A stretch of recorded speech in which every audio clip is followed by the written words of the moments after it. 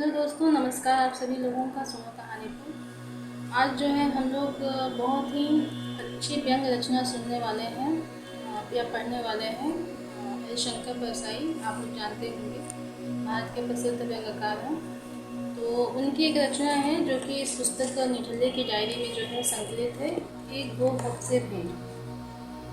ये रचना उन्होंने जब लिखी थी तब भी उतनी ही सम का मतलब महत्वपूर्ण थी जितनी कि अभी है। तो चलिए शुरू करते हैं। इनकी जो रचना है, एक गो भक्त से भेंट। तो एक शाम रेलवे स्टेशन पर स्वामी जी के दर्शन हो गए।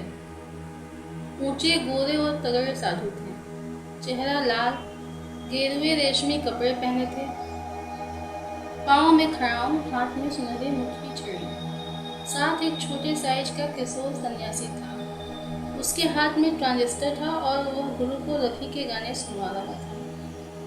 मैंने पूछा, स्वामी जी कहाँ जाना हो रहा है? स्वामी जी बोले, दिल्ली जा रहे हैं बच्चा। मैंने कहा, स्वामी जी मेरी काफ़ी उम्र है, आप मुझे बच्चा क्यों कहते हैं? स्वामी हंसे, बोले, बच्चा तुम संसारी लोग होटल में 60 साल के बूढ़े बैरे को छोरा कहते हो ना, उसी तरह तुम संसारियों को बच्चा कहते हैं। यह विश्व एक विशाल भोजनालय है जिसमें हम खाने वाले हैं और तुम परोसने वाले हो, इसलिए हम तुम्हें बच्चा कहते हैं। बुरा मत मानो, संबोधन मात्र है। स्वामी जी बात से दिलचस्प लगे। मैं उनके पास बैठ गया, वे भी बेंच पर पालथी मार कर बैठ गए। सेवक को गाना बंद करने के लिए कहा। कहने लगे, बच्चा, धर्म युद्ध छिड़ गया है, गोरखा आंदोलन तीव्र हो गया है, दिल्ली में संसद के सामने सत्याग्रह करेंगे। मैंने कहा, स्वामी जी ये आंदोलन किस हेतु चलाया जा रहा है? स्वामी जी ने कहा, तुम अज्ञानी मालूम होते हो बच्चा। अरे गौ रक्षा करना है, गौ हमारी माता है, उसका वध हो रहा है। मैंने पूछा, वध कौन कर रहा है? वे बोले, विधर्मी कसाई। मैंने कहा, उन्हें वध के लिए गौ कौन बेचते हैं? वे आपके सधर्मी गौ भक्त ही हैं ना? स्वामी जी ने कहा, सो तो है, पर वे क्या करें? एक तो गाय व्यर्थ खाती है, दूसरे बेचने से पैसे मिल जाते हैं। मैंने कहा, यानी पैसे के लिए माता का जो वध करा दे वही सच्चा गौ पूजक हुआ? स्वामी जी मेरी तरफ देखने लगे, बोले, तर्क तो अच्छा कर लेते हो बच्चा, पर यह तर्क की नहीं, भावना की बात है। इस समय जो हजारों गौ भक्त आंदोलन कर रहे हैं उनमें शायद ही कोई गौ पालता हो, पर आंदोलन कर रहे हैं, यह भावना की बात है। स्वामी जी से बातचीत का रास्ता खुल चुका था। उनसे जमकर बातें हुई, जिसमें तत्व का मंथन हुआ। जो तत्व प्रेमी हैं उनके लाभार्थ वार्तालाप आगे दे रहा हूँ। स्वामी और बच्चा की बातचीत। स्वामी जी, आप तो गाय का दूध ही पीते होंगे। नहीं बच्चा, हम भैंस के दूध का सेवन करते हैं। गाय कम दूध देती है और वो पतला होता है। भैंस के दूध की बढ़िया गाढ़ी मलाई और रबड़ी बनती है। तो क्या सभी गौ भक्त भैंस का दूध पीते हैं? हाँ बच्चा, लगभग सभी। तब तो भैंस की रक्षा हेतु आंदोलन करना चाहिए। भैंस का दूध पीते हैं मगर माता गौ को कहते हैं। जिसका दूध पिया जाता है वही तो माता कहलाएगी। यानी भैंस को हम माता नहीं बच्चा, तर्क ठीक है पर भावना दूसरी है। स्वामी जी, हर चुनाव के पहले गौ भक्ति क्यों जोर पकड़ती है? इस मौसम में कोई खास बात है क्या? बच्चा, जब चुनाव आता है तब हमारे नेताओं को गौ माता सपने में दर्शन देती है, कहती है, बेटो चुनाव आ रहा है, अब मेरी रक्षा का आंदोलन करो। देश की जनता अभी मूर्ख है, मेरी रक्षा का आंदोलन करके वोट ले लो।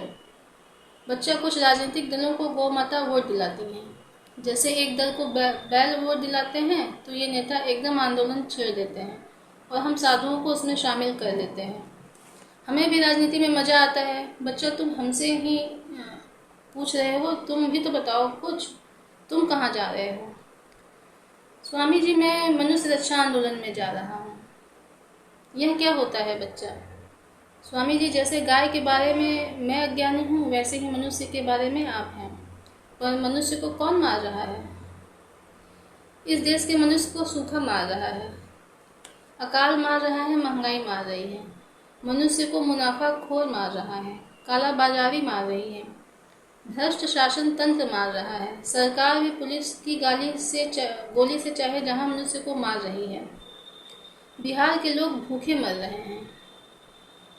बिहार शहर कहाँ है बच्चा? बिहार एक प्रदेश है, राज्य है, अपने जम्बू द्वीप में है ना स्वामी जी। इस देश में है, भारत में, यानी आर्यवर्त में। जी हाँ, ऐसा ही समझ लीजिए स्वामी जी। आप भी मनुष्य रक्षा आंदोलन में शामिल हो जाइए ना। नहीं बच्चा, हम धर्मात्मा आदमी हैं, हमसे यह नहीं होगा। एक तो मनुष्य हमारी दृष्टि में बहुत तुच्छ है। वे लोग ही तो हैं जो कहते हैं कि मंदिरों और मठों में लगी जायदाद को सरकार ले ले। बच्चा, तुम मनुष्य को मरने दो, गौ की रक्षा करो। कोई भी जीवधारी मनुष्य से श्रेष्ठ है। तुम देख नहीं रहे हो, गौ रक्षा के जुलूस में जब भी झगड़ा होता है तब मनुष्य ही मारे जाते हैं।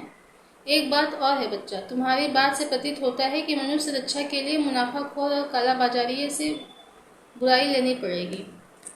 यह हमसे नहीं होगा। यही लोग तो गौ रक्षा आंदोलन के लिए धन देते हैं। हमारा मुंह धर्म ने बंद कर दिया है। खैर छोड़िए, मनुष्य को गौ रक्षा के बारे में ज्ञान वृद्धि कीजिए। एक बात बताइए, मान लीजिए आपके बरामदे में गेहूं सूख रहे हैं, तभी एक गौ माता आकर गेहूं खाने लगती है, आप क्या करेंगे? बच्चा, हम उसे डंडा मारकर भगा देंगे। तो स्वामी जी, वह गौ माता है ना, पूज्य है, बेटे के गेहूं खाने आई है, आप हाथ जोड़कर स्वागत क्यों नहीं करते कि आ माता, मैं कृतार्थ हो गया, सब गेहूं खा जा। बच्चा, तुम हमें मूर्ख समझते हो? नहीं, मैं आपको गौभक्त समझता था। सो तो हम हैं, पर इतने मूर्ख भी नहीं कि गाय की गेहूं खा जाने दें। पर स्वामी जी, यह कैसी पूजा है कि गाय हड्डी का ढांचा लिए हुए मोहल्ले में कागज और कपड़े खाती फिरती है और जगह जगह पिटती है? बच्चा, यह कोई अचरज की बात नहीं है। हमारे यहाँ जिसकी पूजा की जाती है उसकी दुर्दशा कर डालते हैं। यही सच्ची पूजा है। नारी को भी हमने पूज्य माना और उसकी जैसी दुर्दशा की सो तुम जानते ही हो।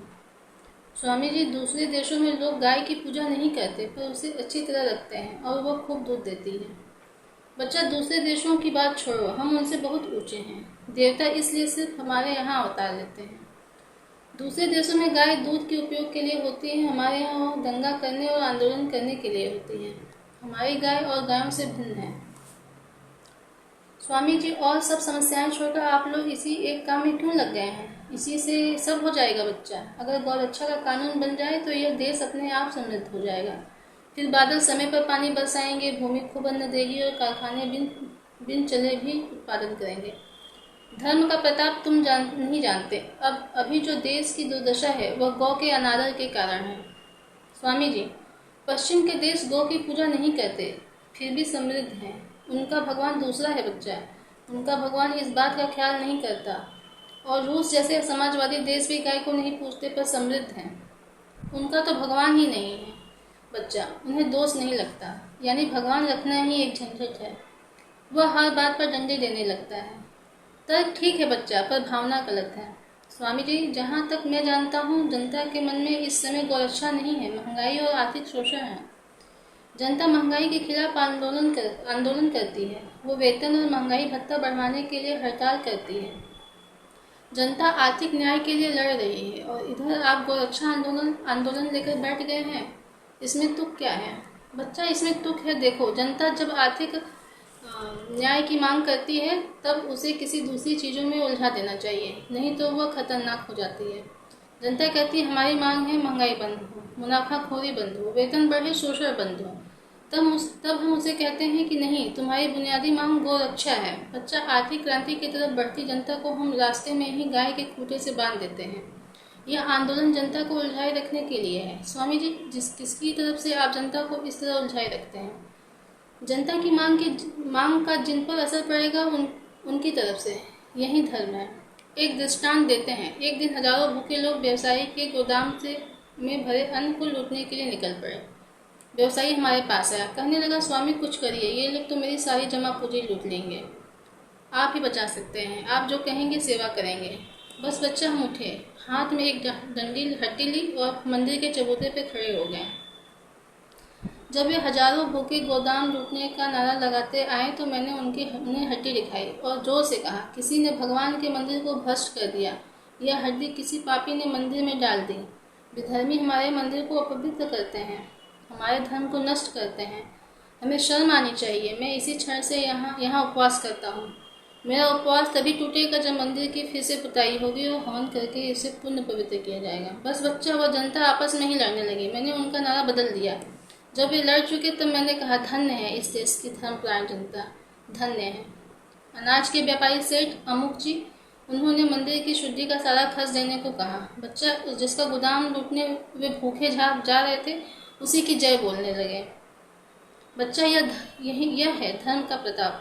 अगर इस जनता को गौरक्षा आंदोलन में न लगाएंगे तो यह बैंकों के राष्ट्रीयकरण का आंदोलन करेंगे, तनख्वाह बढ़वाने का आंदोलन करेंगे, मुनाफाखोरी के खिलाफ आंदोलन करेंगे।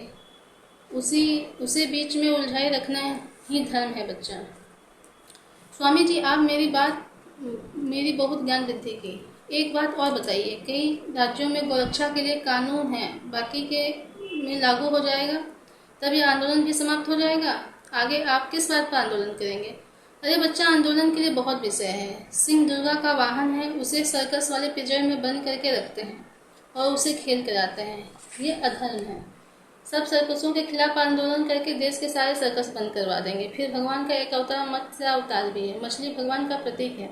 हम मछुओं के खिलाफ आंदोलन छोड़ देंगे।